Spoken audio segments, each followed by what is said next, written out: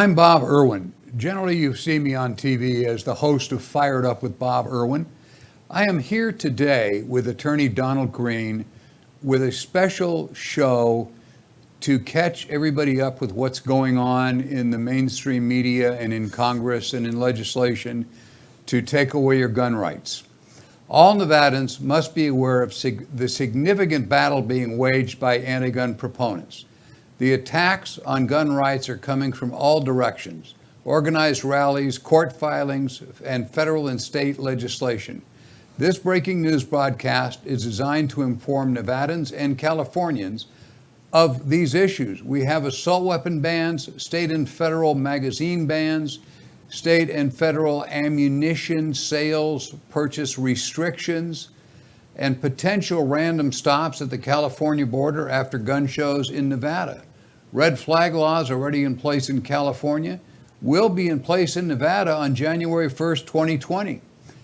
Background checks on private sales in place in California also will be in place on January 1, 2020. As I said, with me today is gun law expert attorney Don Green, who is licensed to practice law in Nevada and California. Don and I have been collaborating on research which destroy what's being portrayed in the mainstream media. You're getting a lot of misinformation, and we are here to point out the dangers so you can keep up to speed. Don? Thank you. I want to highlight what Bob said, that all Nevadans, Californians, and responsible gun owners need to read between the lines, and they need to be informed, like what these shows do, of very specific points in court filings, legislation, or what's going on in riots and rallies against guns. May we have the first slide, please? Today's show is a call to action by legal concerned gun owners. The following are matters of undeniable dispute. Next slide. During the Obama administration, from 2008 to 2016, 2008 is when he was elected, there were 32 mass shootings of where four or more people were killed. The point is that there was no call for gun control even when the Democrats controlled the Senate and the House. Next slide.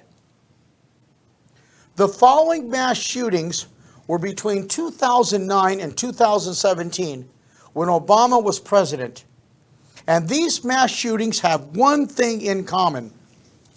All of the weapons were purchased during Obama's reign. Sandy Hook, Orlando, Denver, San Bernardino, Phoenix, Dallas, Sutherland Springs, and Las Vegas. Although Las Vegas was the shooting in 2017, the weapons were purchased while Obama was president. All of these shootings were in gun-free zones. All of the suspects were unobtrusive individuals. Next slide. The media is not telling you of the following undeniable statistics during the Obama administration. You can see from this slide that during the years 2009 through 2016, 842 people were killed in deaths by guns in mass shootings. By contrast, the injuries by guns in mass shootings was only 340. That means that almost two and a half times the number of people were killed as opposed to those being wounded. And those statistics are almost the opposite in the Trump administration. We have before us in Congress a bill. It's called House Resolution 1296. It is 127 pages long. And leave that slide on for a moment. You've heard of all these representatives saying, we need gun control. We need to have this, and we've got it, and we've just developed it. And it's because of all these mass shootings which occurred in El Paso, Dayton, and what happened in Gilroy, California. If we can zoom in a little bit on this slide for House Resolution 1296, you can see that the date on this is February 15th, 2019. Almost 6.5 months prior to the Gilroy shooting on July 28, 2019. It's before the El Paso shooting on August 3rd, 2019. And it's before the Dayton shooting on August 14th, 2019. This is the point. They've already created the legislation, and they were waiting for something to happen in order to promote this legislation. It's like they were lying in wait for something to happen, and look, we've got this bill which we've just developed, which is a lie. Next slide, please. This bill, again, is 127 pages long and is supported by every House Democrat. And it lists all of the representatives from Nevada, but other than Dina Titus, you don't really hear the others saying anything, except you heard Representative Horsford, which we'll talk about in just a few minutes, about his call for gun control, but he fails to mention a couple of points which we'll talk about in a moment. Next slide, please. As Bob pointed out, there is an assault on guns and gun control and the Second Amendment and state laws such as Nevada, which guarantee our right to bear arms. In this slide, we have a brief which was filed in the New York Rifle and Pistol Association case. This is the famous travel case in which New York City wanted to ban the transportation of firearms in that city. Now, although they have made some changes to the law, the case is still before the U.S. Supreme Court. What's significant about this brief, which you can get online, and it was filed on August 12, 2019, is that it's filed by U.S. senators to the Supreme Court, to the Supreme Court of the United States. Now remember, for all those of you who are not familiar with Article 3 of the United States Constitution, it says that the president shall nominate all Supreme Court justices and inferior judges as Congress designates. And here you have U.S. senators who are writing a brief, and they cite as their authority 19 newspaper articles and the 1991 confirmation hearing of Clarence Thomas, who this October, or this fall, will be on the U.S. Supreme Court 28 years. What does his confirmation hearing have to do? It's not. It's just to sully the waters. Next slide, please. Here's a sample of the supposed authorities which were cited by U.S. senators and lawyers. If I cited these newspaper articles, I'd be laughed out of court. Next slide, please. Here's what the United States Senate lawyers say to the U.S. Supreme Court. And I quote from page 18 of their brief. Quote, "The Supreme Court is not well, and the people know it. Perhaps the court can heal itself before the public demands that it be restructured in order to reduce the influence of politics, particularly on the urgent issue of gun control. A nation desperately needs it to heal, period," end quote. Go back to the camera, please. If I said this in a brief to the Nevada Supreme Court, or any appellate court, or the U.S. Supreme Court, most assuredly I'd be facing disciplinary proceedings for impugning the integrity of the court. I always say that I object to Your Honor's ruling, but I respect it. These men, wherever they're licensed to practice law, should be called upon the carpet for that very reason. So as Bob points out in the introduction, these anti-gun people are not only attacking legislation, going through the legislators, they're attacking the very court which may rule upon a significant Second Amendment issue. Next slide, please.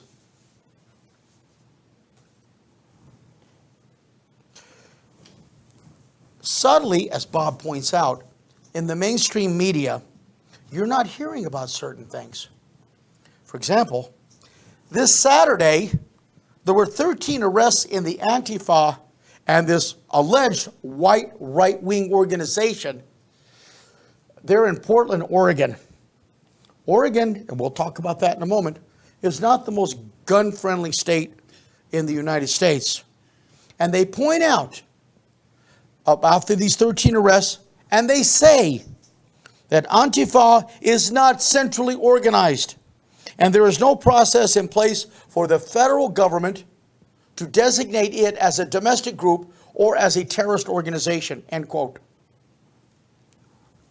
There is a federal law which prohibits groups from traveling from state to state to commit riots.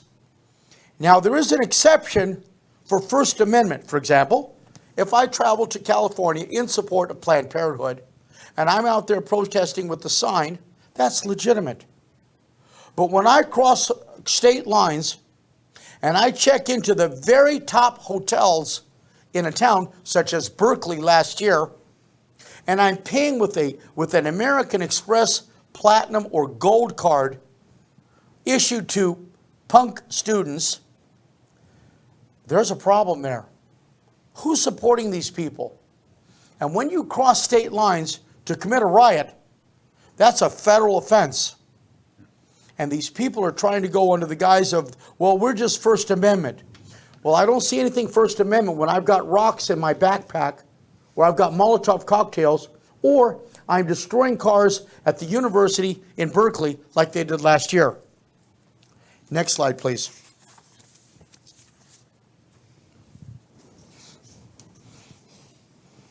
Almost 80 years ago, when Stalin was starting to first become more powerful in what was then the Soviet Union, one of his men, Lavrentiy Beria, said, "Show me the man and I'll show you the crime." In other words, when it comes to gun control, the government will arrest the citizen, then create the law to fit the objectives of the liberal mob. And that's exactly what's happening right now, and Americans don't go to sleep. Next slide, please. Okay. We have a situation. We're going to talk about Oregon right now, and Ohio. In Oregon, before the legislature in Oregon, in 2020, will be a background check law, a red flag law, and a ban on assault weapons. And get this, I don't know the exact designation, but it is called CISS 6 and CISS 11, which will create an annual gun safety class for all sixth graders in Oregon, but will allow parents of the sixth graders to opt out if they want their children removed from those classes. It's approaching insanity. So now, what are the sixth graders? Are they in middle school or grade school? Right in between. Right in between. So why not start indoctrinating these children at this age? Because how old is a sixth grader? 11 or 12? Yep. So that when they're able to vote in 6 years or 8 years in the 2024 election, we'll have a complete new crop of students who are anti-gun because there was mandatory annual gun safety class for sixth graders in Oregon. Now, this weekend in Nevada, there was a rally, an anti-gun rally, and it was reported in the newspapers here in Las Vegas. And in this rally, where one of the representatives, Representative Horsford, was screaming for gun control, screaming for something to be done. And in that rally, what wasn't said? In Nevada, we will have background checks in private sales, mandatory as per the statute. There are exceptions on January 1st, 2020. It's not mentioned in these news articles. Next, Nevada will have its own version of the red flag law in place on January 1st, 2020, because that's what the law demands. Unless there's something of absolute critical importance to the state of Nevada, the legislature must give a certain period of time before the laws become effective. A few years ago, we had the law which ended preemption, and the legislature ended in May 2015, and Governor Sandoval signed the bill ending literally the registration of firearms on June 1st, 2015, but that was specified by the legislature. So our legislature has already mandated background checks, not mentioned in these rallies this weekend. Our legislature has already mandated red flag laws, not mentioned by these people in the rallies this weekend. So what do we have? Again, we have a Congress which is considering bills. We have a bill right now, the assault weapon ban, which covers hundreds of weapons, and they're not going on the operational characteristics. The main focus of the assault weapon ban is on the cosmetic features, the way it looks, the way it accepts the magazine, and where they're saying that the barrel cannot have a flash suppressor, and if it does, it's banned. And they're saying that all of these flash suppressors are threaded. Well, there are literally dozens of AR-15 type rifles and AK-47s which have a flash suppressor, which does not, it only just suppresses the flash, but they are not removable. They are not threaded in. There are some models which do. So with these cosmetic features, they're trying to revamp the assault weapon ban, which became effective in the Clinton administration in 1994. So what they're trying to do, again, and they've got this mysterious grandfather clause, which may or may not be effective. It wasn't effective during that time. But the statistics which we've shown during an anti-gun administration, such as the Obama administration, a little bit earlier with the charts, and you can review this broadcast again and look at those charts, and those are facts. They're not some editorial which you see on MSNBC, CNBC, CNN, NBC, ABC, CBS, and even public television, and for that matter, perhaps even C-SPAN. These statistics are matters of undeniable fact. Again, if you look at these statistics and you see that during a very anti-gun administration, nothing was done. You do not see the furor. You do not see the almost rabid rallies and the calls for gun control. And they're bringing up Judge Kavanaugh in the briefs to the Supreme Court, talking about why the problems with his confirmation. Not only that, they're going back to Justice Thomas's confirmation hearings back in 1991.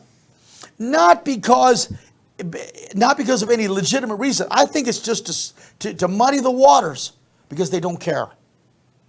In other words, this legislation, this anti-gun attitudes, is a matter of control, domination by this massive mob, and it is designed, again, to arrest the citizen, then create a law which will fit the objectives of the liberal mob.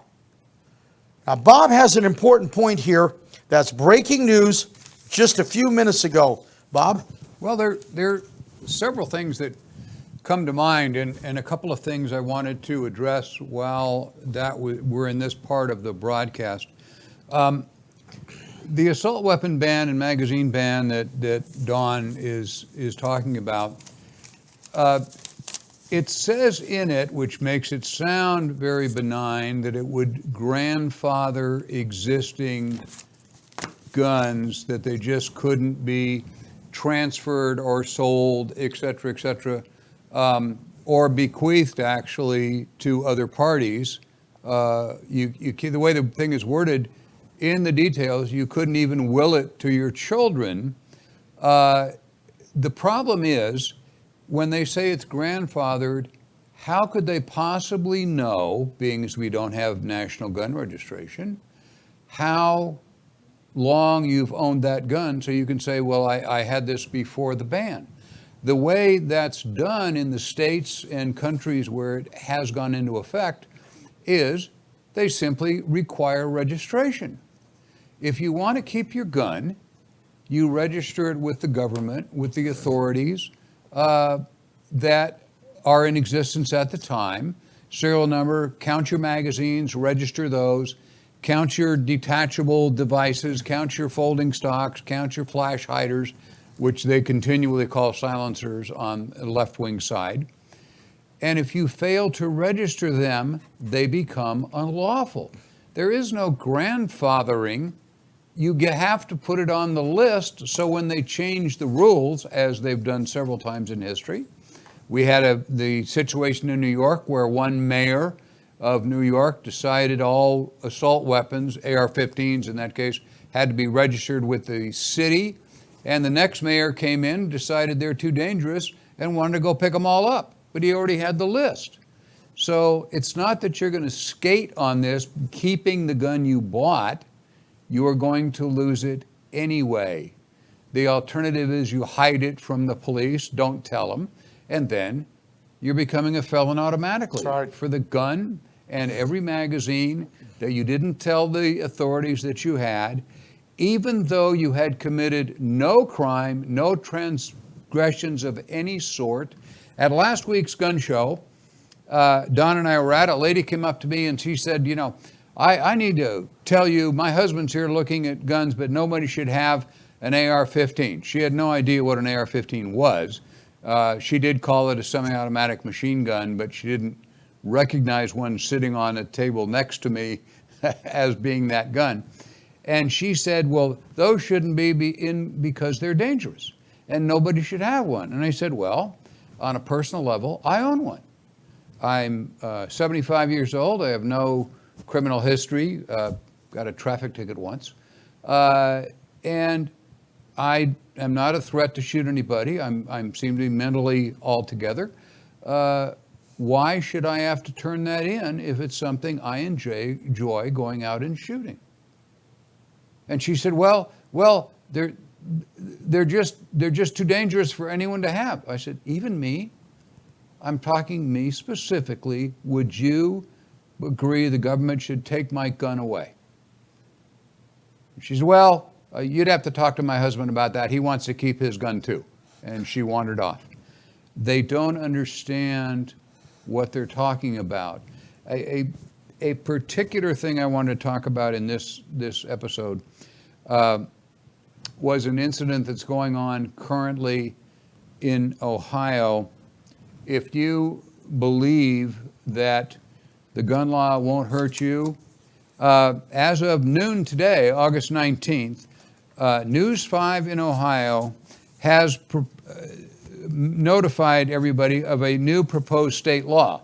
It's called H.R. 228 by an outgoing Democrat assemblyman or state senator or something named Bill Patman, that would change the burden of proof in self-defense shootings from the prosecutors, which it now is, as it is most every place, to the defendant. Now, this bill is expected to fail. It shows the idiocy, though, of the anti-gun movement. They are trying to turn the federal constitution and their state constitution upside down by actually making a law that says, prove you're innocent. If you shoot someone in self-defense, this bill, as I say, which is going to fail, would actually make you go to court, legally prove you're innocent, and the prosecutor doesn't have to prove you're guilty. This is how radical these people get. They advocated stuffing the Supreme Court with more justices that they get to pick when they have control of Congress. The one comment which you'll see if you watch the left-wing media, they tend to say the same thing over again because they copy each other. All of the people that are talking about getting rid of all these evil guns are using the term, we got to strike while the iron is hot. They are saying, now that we have all these mass shootings, which Don has just explained is not really true, strike while the iron is hot means they have to get it through before the public realizes what's going on. It's fake news, as the president calls it, however you want to look at it. They are making all this news media crap so you will believe there's an emergency in this country. We do not have a mass of mass shootings. The numbers are down. The numbers are down for gun safety rules. The numbers are of injured persons, of children being accidentally shot, et cetera, et cetera. All of those numbers nationally are down over the last 10 years, longer than that. They have been shrinking. Gun owners are safety conscious. So if guns aren't a problem, why do they want them? Food for thought. Thank you, Mr. Bob. Green? Thank you. And again, our passing thoughts are, they're going to create these laws to fit the objectives of the liberal mob. Thank you again. Precisely. I guess that's all we have for you today. I appreciate you turning into this special report. Please share it with your friends, put it out on media that just when you see it, it'll be on the American Guns and Glory Network. It'll be up on YouTube, hopefully. We'll see if we disappear from YouTube. You'll know what happened. But it will be up on my website, firedupwithboberwin.com. And it'll be up on the normal websites that carry my show, which they're here and there all over the country. Please share it with your friends. And the solution to this is to vote. We're aware of these laws that will go into effect in Nevada on January 1st. However, when the legislature meets on the 20th, if there are gun people in that legislature with control, they can void it before it goes into effect. If this comes up and on January 1 in Nevada, they want to confirm this, to send it over to Governor Sisolak, and they have to have a vote. The state constitution requires the newly elected Assembly and Senate members have to be called in, sworn in, so they can vote. The ones that are already voted out of office, that theoretically are still in office till the 20th, are not in office if an emergency vote comes up. It's the new assemblymen and new state senators that get to vote. So we can turn this around in Nevada. I don't know if California's laws work that way. No, they have a little bit different. They have But just in Nevada, this can be stopped dead in its tracks by voting your gun rights. Vote. Sign up. Vote. There will be a Republican running for every assembly seat in Nevada. There will be a Republican running for most of the Senate seats where they're up for election, which would give us a clear majority. We can't do anything about the governor, but we can override anything that he wants to sign. Right. You want to keep your guns, please vote. Thank you again, Bob. And thanks to your audience.